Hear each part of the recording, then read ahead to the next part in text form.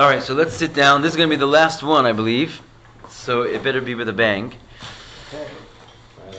Isa b'Gemara. Here we go again. It's brought in the Gemara. Amar Rava.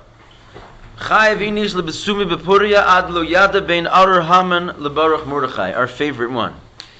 It said, Rava says, a person must get drunk, and Rashi, he throws in Rashi there, lishtachar b'yayin, to get drunk on wine, on Purim, until he does not know the difference between cursed Haman and blessed Mordechai. How do you like that? What a law. Ubehemshech lezeh, and it's a continuation of this story in the Gemara. It says, Rabbi Zera Avdu Sudas Purim Bahade Hadade. It says that Rabbi and Rabbi Zera made a Purim Suda together. Eve Sum Nishtachru, they got drunk. Kam Rabba Shachte Rabbi Zera. Rabba stood up and shechted Rabbi Zera. Yes, it happened. Ulamacha Bayrachmia V'achai. The next day he begged mercy and he brought him back to life.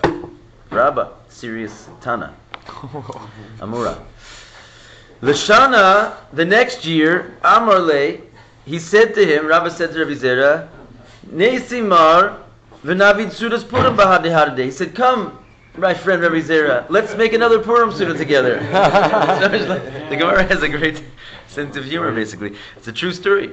Amarle, so Rabbi Zera said back to him, Lo b'kol shaita v'shaita misrachish nisa. Not every time can you rely on a miracle. And so he thankfully declined that invitation. End of Gemara.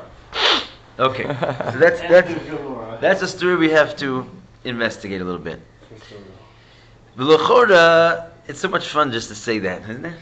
I don't know, every time it just puts a smile on everybody's faces. He killed the guy. What's so happy about?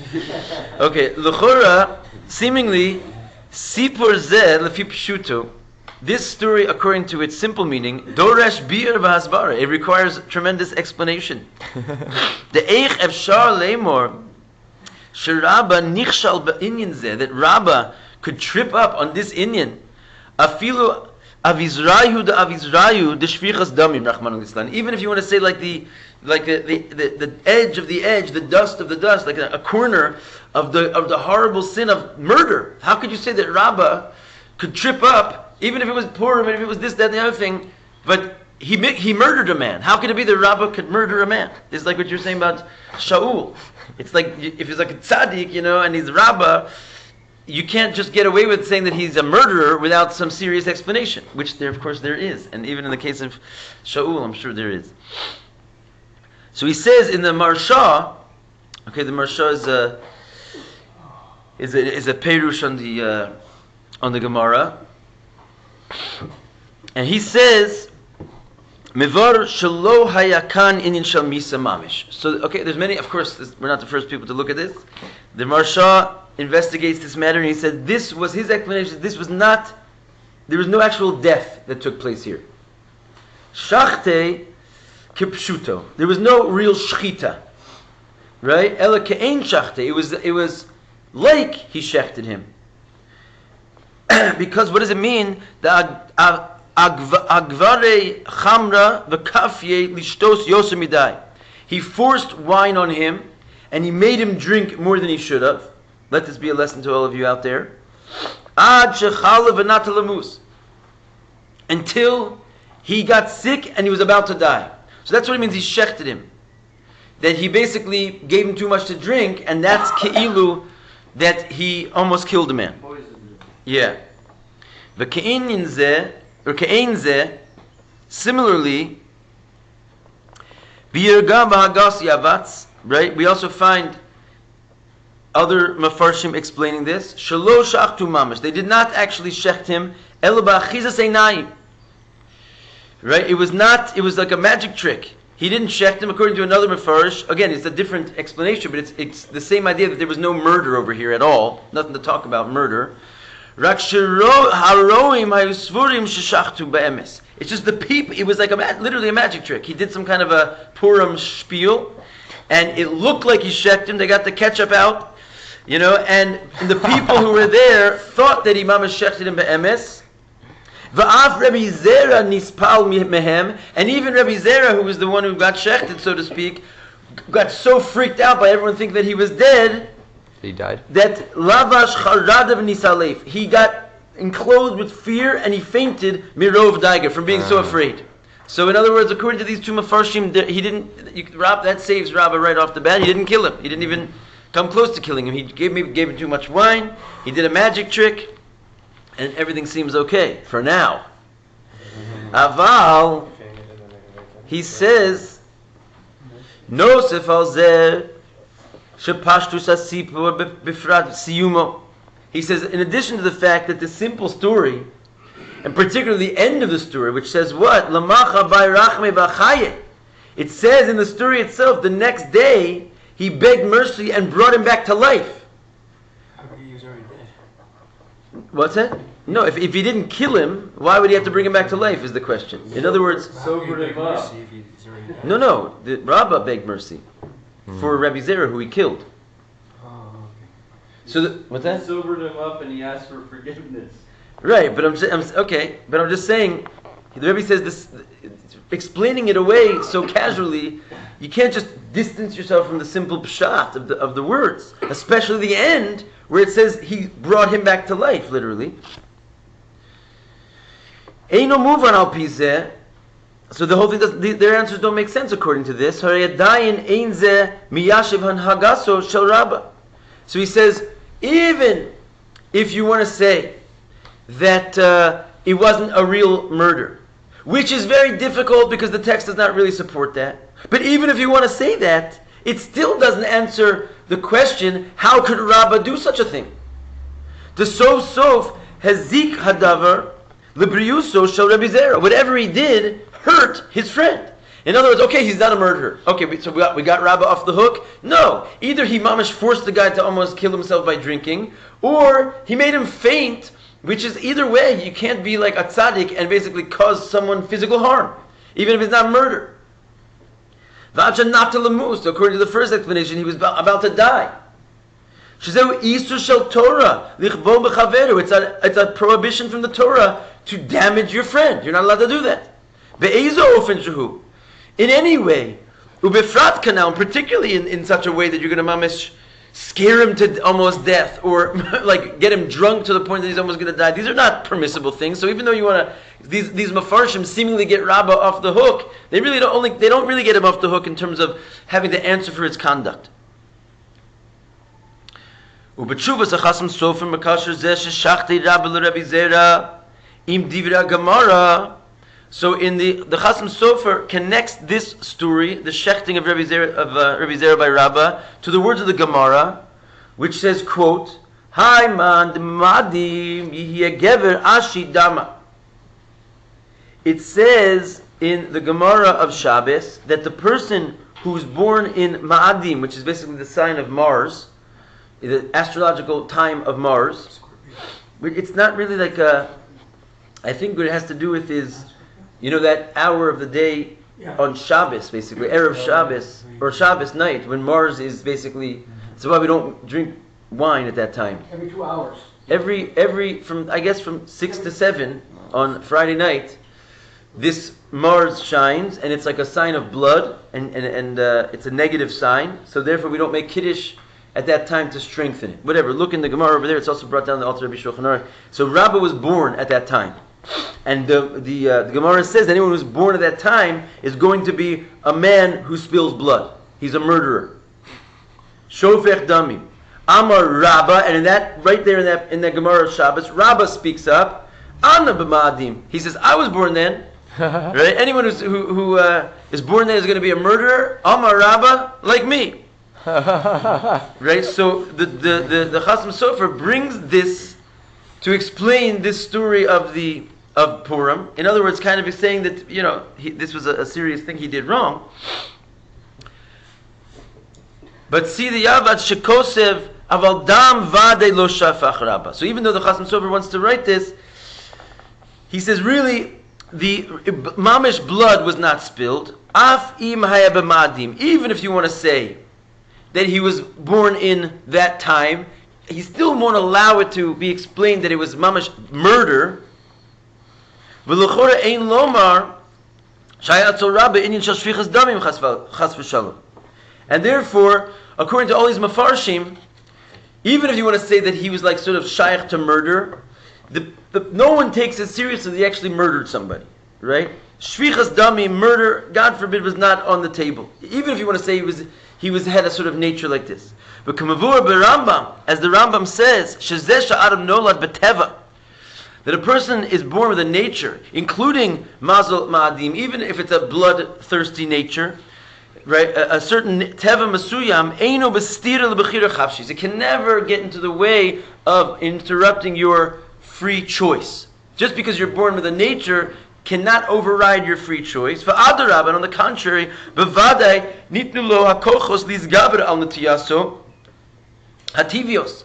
That on the contrary, you'll be given, because you have a certain nature, even if it's negative, you'll certainly be endowed with powers that give you the ability to override those natural leanings. V'vadai shekein haya etzel rabba. And therefore, certainly, that's what happened with Rabbi. Even if you want to say he was born in Mars and he had a tendency to spill blood, certainly he didn't fall prey to that tendency, and he didn't murder anyone but Poel Mamish. He had kind of a intense nefesh Bahamas in that way. But certainly, since he was a tzaddik, or like Rabbi says about himself in the Tanya, he's on a Beinani, right? That he called himself a Beinani. The whole Tanya is based on the fact that he was really a tzaddik, but he called himself a Beinani. Whatever. The point is that certainly such a person did not give in to his nature and actually kill anybody. Okay, so, next page. B'yoser temua. What's further strange, Behem shechasipa mefurash. The continuation of the story goes on to say, L'shana amarlei nesimar v'navid suda b'purim b'hadehadeh. He goes on and invites him to a Purim party the next year. Kolomar, which means Lozu bilvad. Not only this, Shalom matzinu b'gemara sharabba yaset tshuva al ma'aseh. Not only do we not find that Rabbi did tshuva on this thing, Ela odzos shloshana haba shuv izmin es Rabbi Zer lach gog. But on the contrary, the next year he wanted to do it again. He didn't even have any regret over this thing, let alone doing tshuva. Even though he knew full well that it could happen again, what happened before, it didn't. So even though, basically, seemingly this has to be explained that he did something wrong, even if he didn't kill someone, fine, but he hurt someone. So why is it that he was ready to do it again, even though the same thing could happen the next year? The point is, we're supposed to get drunk enough so that we fall asleep, so we don't know his curse from the blessing. So he caused him by fainting to basically get to that level. Maybe he couldn't get there without that. It says that. Well, first of all, that's a very forced answer. Even if you want to say it's an answer, I would say it's a very forced answer. You have to force someone to fall asleep. In other words, first of all, that's only one opinion. That's what it means to be yoked to the Indian of ad lo yada, that you fall asleep, and it's a lenient opinion. In other words, certainly in the days where men were men, they drank to basically the point that they actually went ad lo yada. For sure, they were fulfilling this b'pashtus. So in these days, we're trying to we're not on the level to do such a thing and keep our cool. So we take a very lenient approach and fall asleep. So bichlal, and secondly, even if you want to say that's what he's doing, you have to mamish fool a guy into thinking he's dead in order to make him fall asleep is not so clean of an answer, I don't think. But, okay, it's possible. So, the Kitzer, he had no regret, which is very odd, because even if he didn't kill him, seemingly he caused him harm. Zos va'od. What's further? Hasiba shel Rabbi Zera lo nen lahazmanaso shel Rabba. The reason that Rabbi Zera did not agree to accept the invitation of Rabbah, it's only because not every year can you expect a miracle. Which means that essentially he was totally ready to go for it again. Even though it's very possible that Rabbi is going to do what he did the year before. The only reason he didn't agree, he wasn't sure that even this time Rabbi would make a miracle to bring him back to life. In other words, even Rabbi Zera didn't seem to have any hard feelings. He would have gone again also and been killed again by Rabbi Zera, by Rabbi. Just he couldn't have a certain 100% knowledge that there was going to be a miracle. So the whole thing is mamish weird. Base. Hine metzinu biurim al derech hadrush v'asod. So we find some explanations not on the pshat level, but in a sort of more mystical midrashic level.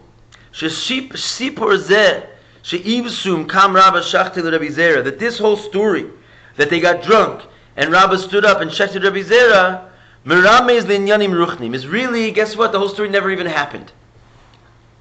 And the whole thing is there to be a hint and a remez to all kinds of spiritual levels. You know, like it's basically like a little Kabbalah story. And it's there to tell you all kinds of mystical things. Don't take it, it's not meant to be taken literally. But therefore we could say the whole thing is just a mashal.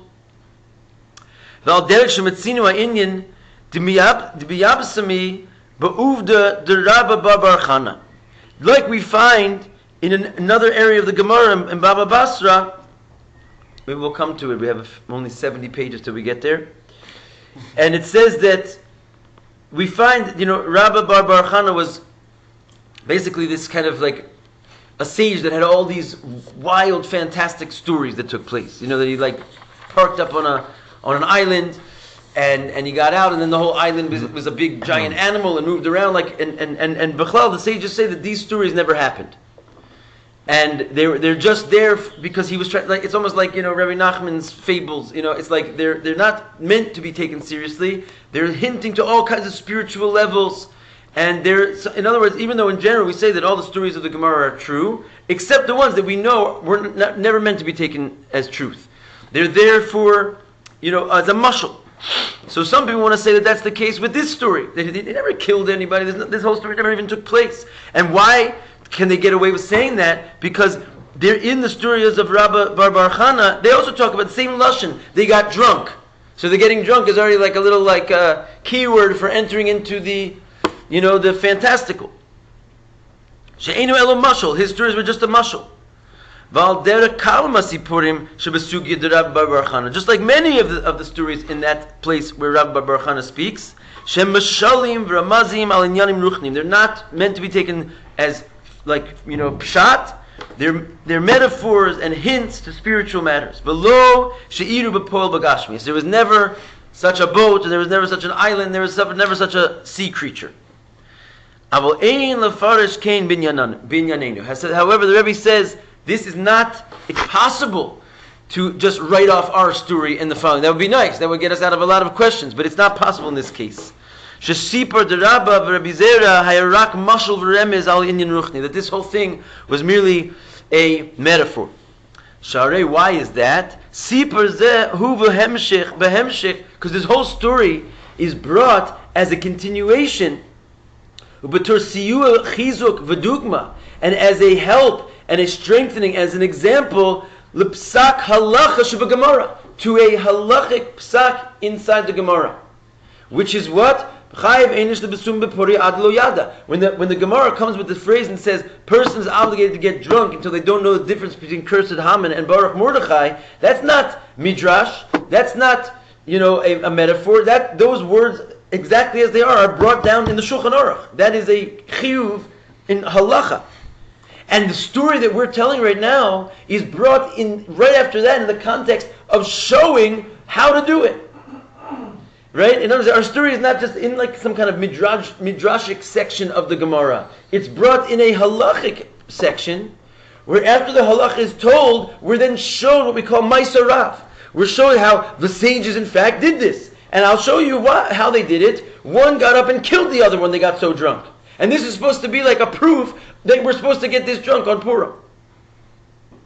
Ad lo yada. B'pol mamish. Since that we're talking in this area of Gemara about halacha, al karchach tzrich lefaris, then we're forced to explain it. Shesipar zehaya kepshuta, that this story actually happened.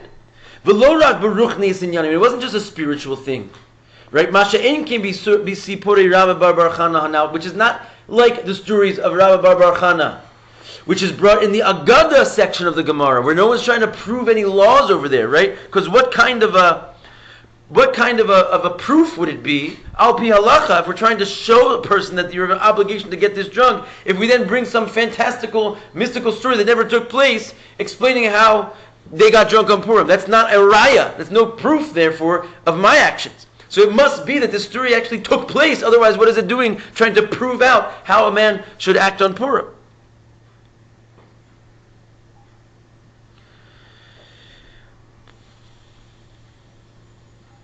Well, I think we'll hold here because we're past the time, but we'll just, finish this tomorrow with this little piece. Okay. We'll meet the same time tomorrow? Yeah.